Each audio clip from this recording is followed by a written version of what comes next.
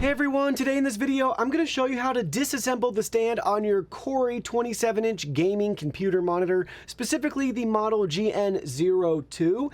If you're interested in this monitor or you want to find out more about it, the link to it will be in the video description. So, we have the monitor right here. Let's take a look at the back side. You'll see that we have the stand connected to the monitor.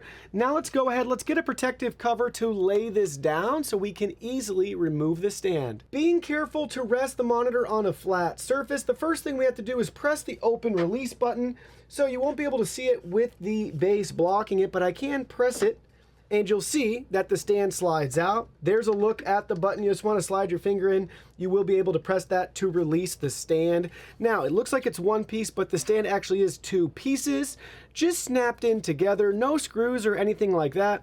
We just have one lever down here that we can press, and then you'll see if we're just careful, it just pulls right out. So there you go. That's how you're going to disassemble the stand.